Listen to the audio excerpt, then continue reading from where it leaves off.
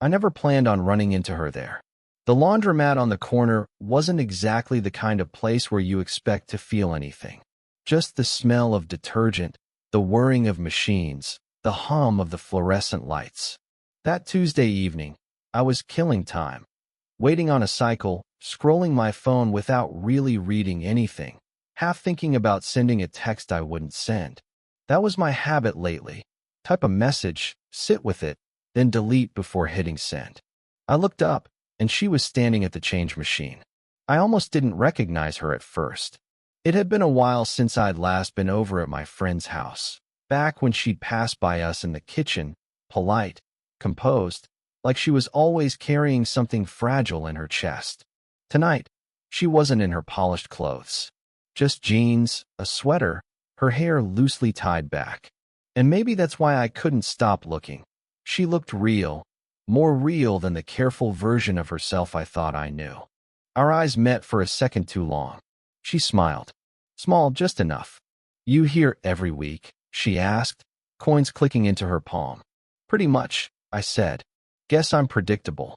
She gave this dry little laugh. "Predictable isn't so bad. At least the clothes get clean." We ended up side by side, machines rattling between us. I kept glancing at her hands. Neat movements, folding a stray receipt, slipping the quarters one by one. There was something about the way she did everything like it mattered, even laundry. She remembered my coffee order from last winter. That startled me. "You used to come with your friend? Iced black? No sugar, right?" she said, almost offhand, but she looked at me when she said it. "Yeah," I admitted, blinking. Didn't think anyone noticed. People notice more than they say. Her voice was calm, but it landed heavier than I expected. I didn't know what to say to that. My throat felt tight, so I just nodded, pretending to check the spin cycle. My reflection in the glass looked younger than I wanted it to. The thing about her, she had this way of letting silence sit without rushing to fill it. Most people can't stand quiet. I'm usually one of them. But with her, it didn't feel empty. Just waiting. I thought about the texts sitting unsent in my drafts. The things I almost said to people, but never did. Maybe I kept them because part of me hoped someone would hear the words anyway, without me sending them. When her load finished, she started pulling out warm clothes, folding each one carefully. I caught myself staring again, then quickly looked down at my shoes. She noticed. I know she did. Before leaving, she paused at the door, holding her basket against her hip. "This stays between us," she said softly. Not like a warning, but like a strange kind of promise. I opened my mouth, closed it again. I didn't even know which part she meant. The laundromat, the silence, the noticing. Then she was gone, and I was left with the hum of the machines, a half-written text still on my screen, and the sense that something had just shifted, even if I couldn't name what. I told myself it was coincidence the next time I saw her. Saturday morning, the kind of gray sky that makes the whole street feel half asleep. She was standing outside her building with a grocery bag that looked too heavy for one hand. I slowed without meaning to. "You live around here?" I asked, as if I didn't already know. She glanced at me, adjusting the bag. "A few blocks down. Been here forever." I offered to carry it. She hesitated, then passed it over. That pause felt louder than any thank you could have been. Her apartment was quiet, like her. A half-drunk mug of tea on the table, books stacked on the floor instead of shelves. The kind of place that seemed lived in, but not shared with anyone else. "Divorce does that," she said when she caught me looking at the stacks. "You start keeping things where you want, not where they should go." I nodded, not sure if I was supposed to respond. Divorce. The word hung between us, heavier than the bag I'd carried up the stairs. She poured tea for both of us, set the mugs down without asking how I took mine. I like that. No small talk, no performance. Just two mugs steaming in the quiet. I asked if she missed it marriage. She didn't answer right away. She picked up her tea, traced her finger along the rim. "Sometimes I miss the idea of it," she said finally. "Not the reality." Does that make sense? I said it did, though I wasn't sure I really knew. At 20-something, what did I know about reality versus ideas? Most of mine still lived in my head, half dreams I never said aloud. We sat in silence for a while. The radiator clanged, the kind of sound that fills the air but doesn't need acknowledgement. I tried not to stare at her hands, but it was hard. The way she held her mug, steady, as though she was always keeping something from spilling. I thought about telling her how I felt, though even felt wasn't the right word. It was more like noticing. Noticing the way she carried her tiredness, the way she let silence breathe. Noticing how different it felt from being around people my age, all noise and rush. But I didn't say any of it. Instead, I asked about her son. My friend. He's busy, she said. Always running. Barely looks up when he's home. She gave a small smile, but it didn't reach her eyes. That's when it hit me, why it felt risky. Because every second here, in her quiet apartment with its stacks of books and clanging radiator, was a secret her son could never know. When I stood to leave, she walked me to the door. My hand brushed hers as I gave the empty grocery bag back. It wasn't intentional, but neither of us moved away quickly. Just a second, skin against skin, warm and ordinary and not ordinary at all. I don't know why that moment stayed with me. Maybe because it felt like someone finally saw me. The next time, it wasn't planned either. At least not by me. I was in the cafe near campus, nursing a coffee I didn't need, scrolling like always. She walked in with a book tucked under her arm, scanning the tables. I froze before lifting my hand. She smiled, small and cautious, then came over. Mind if I sit? Like I could have said no. We talked around things. Weather, the long week, the book she was carrying. She let me hold it, her fingers brushing mine when she passed it over. Just a second, but enough to send something through me I didn't want to name. It was too easy, sitting across from her. Like time had folded in. Her sweater sleeves pushed up, a faint ink smudge on her thumb. I caught myself staring at her hands again. Always her hands. Then my phone buzzed. My friend's name lit the screen. Him. Her son. I flipped it face down too fast. She noticed. You should answer, she said. It's nothing, I muttered. My throat felt dry. Her eyes lingered on me, like she was measuring something she couldn't say out loud. Then she leaned back, creating distance the way someone pulls a curtain shut. The silence stretched, filled with the low murmur of the cafe, spoons clinking against cups. I thought about saying something, anything, but my chest felt locked. When she finally spoke, her voice was quiet. You're too young to be hiding things already. I wanted to tell her it wasn't about age, that it was about how she made the air feel heavier, sharper, alive. But the words stuck, half-formed, like so many drafts in my phone. Before I could answer, the door opened, and in walked someone we both knew. Another friend of her son's. He waved at me, looked at her, then back at me with a flicker of recognition he probably didn't mean. She straightened in her chair, adjusting her sleeve, her whole presence shifting back to something safer. I forced a smile, waved back. My chest was pounding. When the friend left with his order, she exhaled. Not loud, but enough. See? That's what I mean, she whispered, almost to herself. I leaned forward before I could stop myself. And if I don't care? Her eyes caught mine, sharp, searching. For a second, I thought she might say something that would tip everything over. Instead, she looked down at her tea, stirring it though the spoon made no sound. We left together, walking the same direction down the street. The evening was cooling, her breath visible in the air. At the corner, she stopped. Don't, she said. Soft. Not an order, more like a plea. But I didn't move away. My hand brushed hers again, intentional this time. She didn't pull back, not right away. Just stood there, close enough I could feel her warmth. I almost leaned in, almost. The space between us thinned, charged, waiting. Then she turned, stepping back like she'd remembered something urgent. Good night, she said. No smile this time. Just distance. And I stood there, my hands still tingling, wondering if I'd imagined how close we'd been. It happened on a weeknight, late enough that the streets were thinning out, but not so late it felt like midnight confessions. She was leaving the office as I was coming back from a late errand, folders under my arm. We met at the doors, awkward timing. You're still here. I asked. She gave a tired smile. Deadlines don't respect age. We fell into step together, walking toward the train. It wasn't planned, just gravity. The sidewalks were slick from earlier rain, lamps catching the shine. Neither of us spoke much at first, her heels tapping steady, my shoes scuffing to keep up. At the corner, we paused at the light. She folded her arms, shivered once. Without thinking, I offered my jacket. She stared at it, then at me, like the gesture was heavier than fabric. Finally, she slipped it on. Too big on her. The sight made my chest ache. You shouldn't, she said quietly, almost to herself. Why not? I asked. Her mouth opened, then closed again. She looked straight ahead, eyes on the passing cars, like answers might be written on the windshields. We ended up on a bench near the station, waiting out a delay. The air smelled of wet concrete, iron, and her perfume clinging faint under my jacket. She set her bag down, folded her hands on top of it. Still, I asked her if she was happy.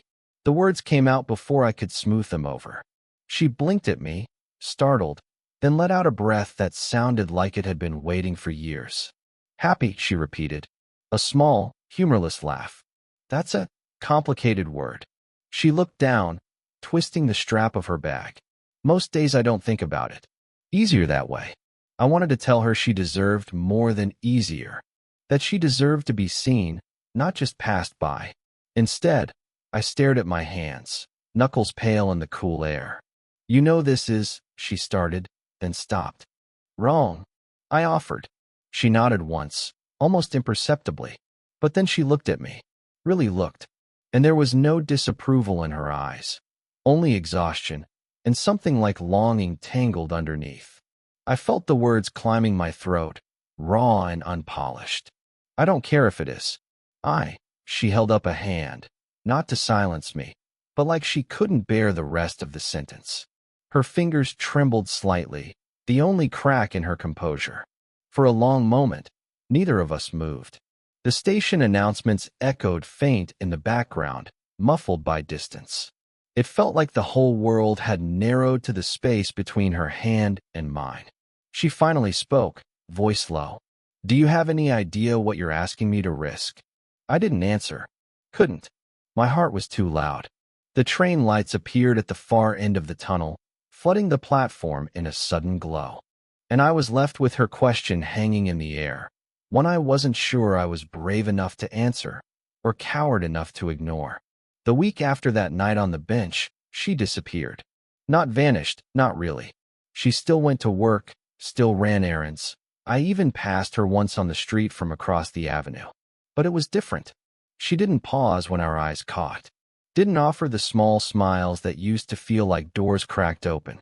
She looked through me like I was someone she half recognized and wasn't sure she wanted to. I told myself I'd imagined everything. The laundromat, the cafe, the walk in the rain with my jacket hanging loose on her shoulders. Maybe I'd read into all of it. Maybe I wanted something that was never really there. But then the silence stretched.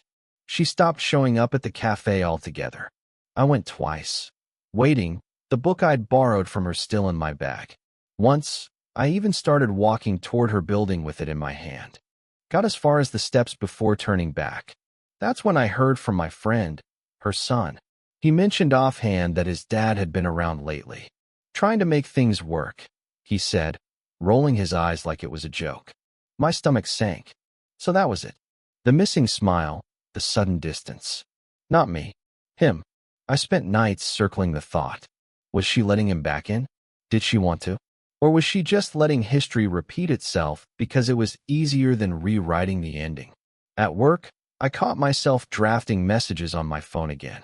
Do you want to talk? Do you need someone to listen? Did I do something wrong?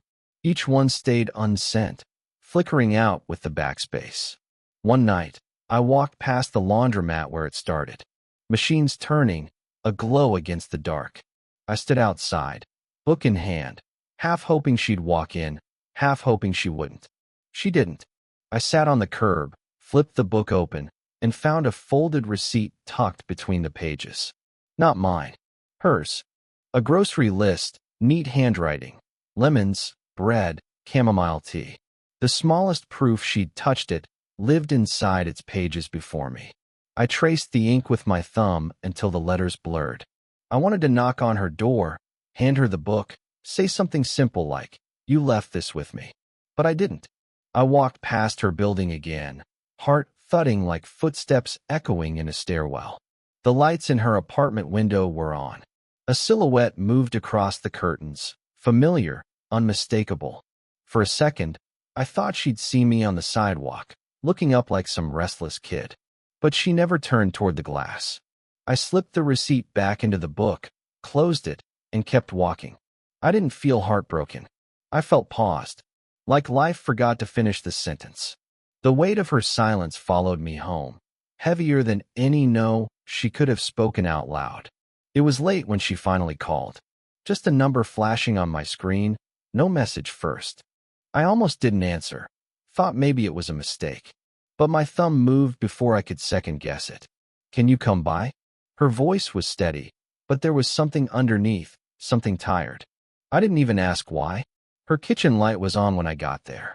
She was leaning against the counter, barefoot, a mug of tea going cold beside her. The apartment was too quiet. No TV, no music, just the hum of the fridge and the sound of her shifting when I stepped in. "Thanks for coming," she said. I shrugged, hands deep in my pockets. I wasn't far. For a long moment, we just stood there, facing each other across the narrow strip of tile. I could smell the chamomile, see the faint lines under her eyes. "I'm not good at this," she admitted, at saying things out loud. Neither was I, but I nodded, waiting. She rubbed her thumb over the rim of the mug. "You've been—" She stopped, shook her head. Started again. "I've been unfair. Pulling you close, then pushing you away. I know that." I swallowed, the words pressing at my throat. I didn't mind. She gave me a look. Soft, almost amused. That's the problem. Silence stretched, heavy but not unbearable. I wanted to fill it, to tell her everything I'd been carrying around. But when I finally spoke, it wasn't polished, just raw. "I didn't want to make it harder for you. I just like being seen. By you." Her eyes flicked up, sharp and warm all at once. Something shifted in her face, something unguarded. She set the mug down, slowly, like even that was a decision. Then she stepped closer. Not much, just enough to blur the space between us. "You scare me," she said softly. "Not because of what you want. Because of what I almost want back." My chest tightened. I wanted to reach for her, but my hands stayed in my pockets. "Then maybe we stop pretending." Her breath caught. For a moment, I thought she might turn away again, retreat to the safe distance she always built. Instead, she let out a small, shaky laugh. "Do you have any idea how much this could ruin?" she whispered. "Yes," I said. "But do you have any idea how much it's already ruined?" Not saying anything. The words hung there, raw, unembellished. She looked at me like she was trying to memorize my face, or maybe convince herself it was real. And then, finally, she reached out. Just her hand, brushing against mine on the edge of the counter. No grand gesture, no collapse. Just skin against skin, steady and present. Neither of us moved for a long time. "Okay," she said quietly.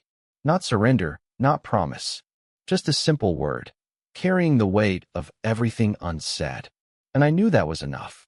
For now, time has a way of sanding the edges off even the sharpest nights.